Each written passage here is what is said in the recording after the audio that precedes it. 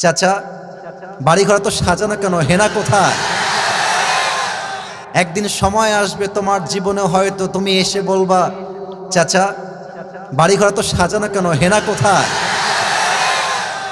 আর চাচা বলবে, বাবা হেনার তো বিয়ে হয়ে গেছে, তুমি বাস খাও, তুমি গাঞ্জা খেয়ে ঘুরে বেড়াও।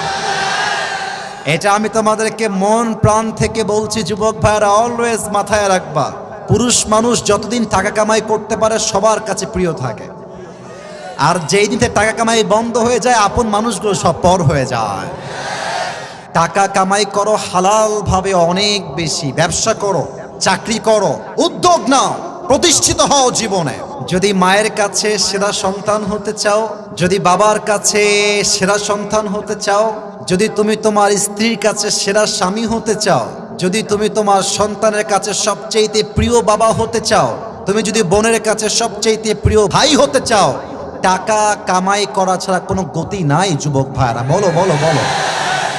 जब जेब में पैसा होता है तो पराये भी अपने हो जाते हैं, और जब जेब में पैसा नहीं होता तो अपने भी पराये हो जाते हैं।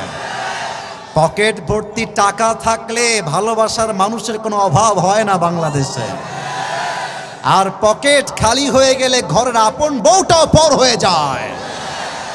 এজন্য আমি মাঝে মাঝে বলি, जब जेब में हो पैसे तो लोग पूछते हैं तुम हो कैसे, और जब तुम हो जाओगे कंगाल कोई पूछने नहीं आएगा तुम्हारा हाल।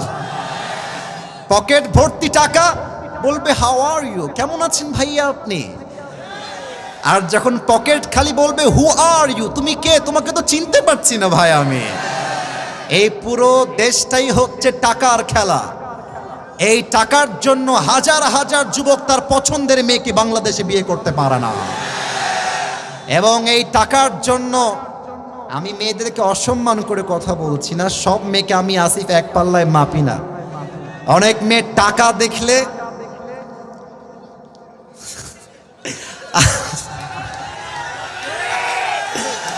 টাকা দেখলে আর সরকারি চাকরি দেখলে টাকলার সঙ্গে বিয়ের পিড়িতে বসে যায় না, এমন মেয়ে তো বাংলাদেশে নাই। আরে নাই, আরে নাই রে ভাই, থাকলে আল্লাহ হেদায়েত দান করুক, পড়েন সবাই আমিন।